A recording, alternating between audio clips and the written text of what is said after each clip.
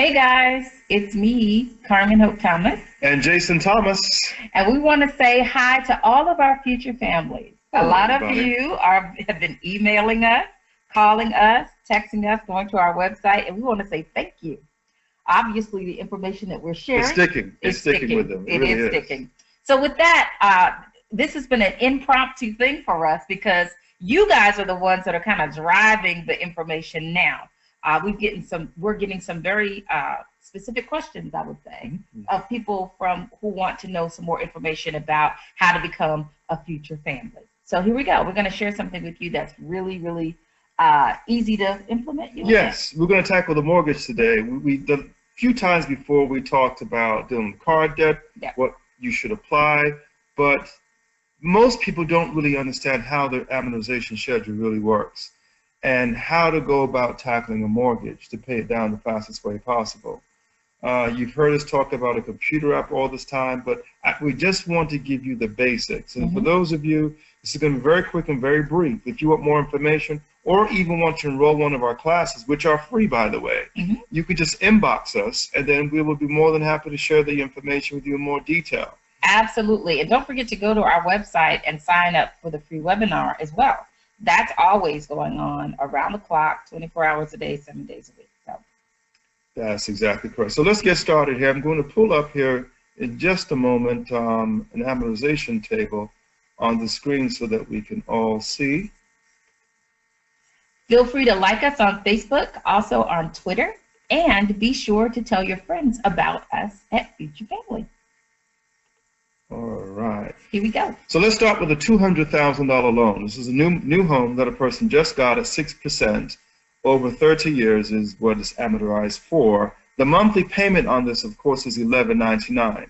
Well, as we can clearly see the summary of this loan at 6%, and that's the monthly payment being that. Here's the total amount of interest that's paid in the course of 30 years on this mortgage, $231,676. Now you add this to the principal that we borrowed of $200,000, and now we're paying back to the bank $431,676. Now wait a minute. That can't possibly be 6%. Well, it doesn't look like that anymore, does it? No. So what is it? Well, 6% is what you're quoted, but what you're actually paying is this.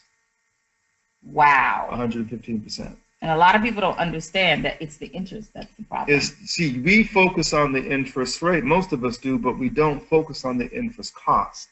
The cost of this loan is 115%. So when you start to look at your loans, even if you have a 3% loan, you're still over 40% in interest that you're being charged on that loan.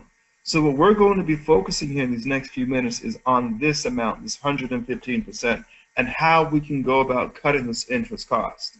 Great. Okay, so let's look at this. Let's assume that we're making our first payment on this mortgage in January. Now this looks really familiar because we've gone through the we went over a little bit before, but now we're going to be showcasing it again in more detail. We need this to stick because for some of you, it hasn't stuck yet. And I don't expect you to get it because your brain has been programmed in one way to handle your money. Now we're sharing with you another way of handling it and looking at this. Now this doesn't just apply once again to mortgages. This applies even to student loans. You can read this in the exact same way. So we're making January's payment now of the $11.99. What happens here when we make that first payment, only $199.10 of it goes towards the principal. This is what we get the credit for. This column here, the interest column, this is the bank's fee for that month, $1,000. If we subtract the $199.10 from the $200,000 that we borrowed, it will now give us a principal balance or a month-end balance, however you want to look at it or call it, of the $199,890. Now, this month-end balance, if we always look here, it will always determine the payment configuration for the very next month. So we're still making the same monthly payment, don't we? Yeah, the next month. Every month. February comes, same $11.99.10, but look at the difference. We now have $1 more that goes towards the principal and $1 less that goes towards the interest. We're well on our way to paying this off, aren't we? Absolutely, just $1 So a we month. subtract this $200.10 from the previous balance. Our new balance now becomes $199,680.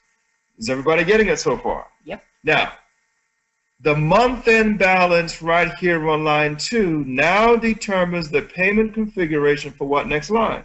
Line 3. Line 3. Okay. So everybody now understands the sequence of events. Yeah.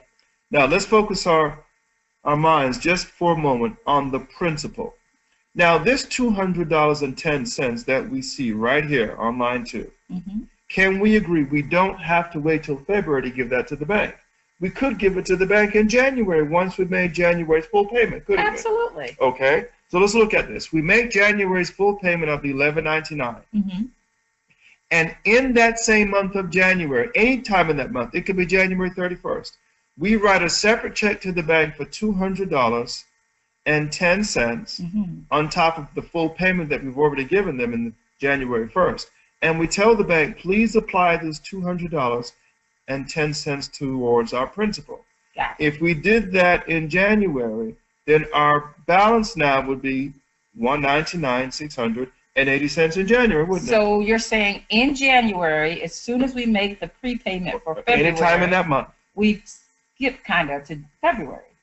Well, what will happen here, we're paid down to here in January. So when we make February's full payment, because we still have to make a full payment to the bank every single month. Got it. It's just what happens now is that we will now be on line 3 because we always look to see where we are. And whatever line we're on will tell us the payment configuration for the very next line.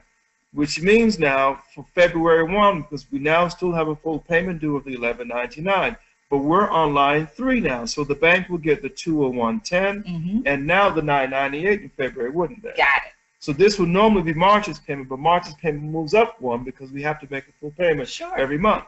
So if we agree that in February we're now on line 3 where the bank gets the $201.10 and the $9.98, the question now is what happened to the interest of the $9.99 on line 2?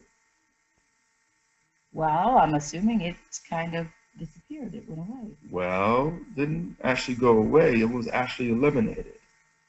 Wow. The bank never received that because every time we make a prepayment, it cancels the interest associated with it. So the interest and the principal are connected to each other. And if you prepay the principal, then you cancel the interest because everybody agrees when they make a prepayment, that money goes directly towards the principal. We always ask the question in our seminars, well, how much of it goes towards the interest? And everybody says none of it does. Well, if that's the case, can we agree if the $200.10 went towards the principal, we canceled $9.99 of interest that the bank did not have to receive? That is powerful. So with that being said, what if we gave the bank $210, $201.10, and $202.10 once we paid our full payment in the month of January? So we're giving the bank roughly $600 of principal payments in January. So say I got a bonus in January after I paid my mortgage. I turned around and I gave them $200, $201.10, and $202.10, and you would have canceled roughly $3,000 of interest that the bank did not receive. And when you make the very next month's payment, what line will we now be on? On line 5. We would now be on line 5. Brilliant. So the bank gets the $203.11 and the $995.99. I love it. You see that? Yep. So this is how prepayment or principal works, folks. I'm going to skip over a couple of slides here real quick for the sake of time. I want to isolate real quickly a principal amount. Now notice here, this is the cumulative principal column, which is I'm highlighting 24.56 and a penny. What it highlights now is 12 months of principal payments. Once again, we don't have to wait to give this to the bank in 12-month installments, do we? Nope. We could give it to the bank in one installment if we had it. Yes. So what if we prepaid 24.56 and a penny in the month of January? A whole year. It's a whole year. Our principal payments that we have to give to the bank anyway, but we would normally give it to them in 12 monthly installments. And pay the fees associated. And pay the fees. Well, if we did that in 1 month, when we make the very next month's payment, which would be February, what line will we now be on? On line 13. We will be on line 13. Well, there's the math. There's 24.56 and a penny. Okay. From that, which is the same amount right here, which is the principal balance. So we will be paid all the way down to here in 1 month.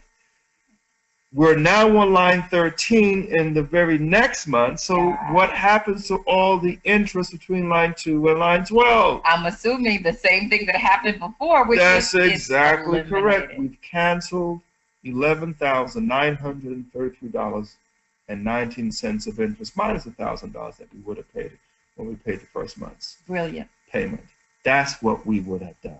Absolutely brilliant. That's how prepayment or principal works, folks. Now, the question that you guys are thinking, well, you think you got it, that you know what exactly to do, but there's even more to it than this. If you stay tuned to the next time that we discuss this in more detail, I'll share with you even more powerful fact about how you can take this information that we're sharing with you now and optimize it in being able to pay it down even faster than this. So we'll save that for our next video. Listen, we want everybody to be a future family. What is a future family? A future family is a family that's debt-free. That's exactly correct. So keep listening to this, our video podcast, I guess they would be.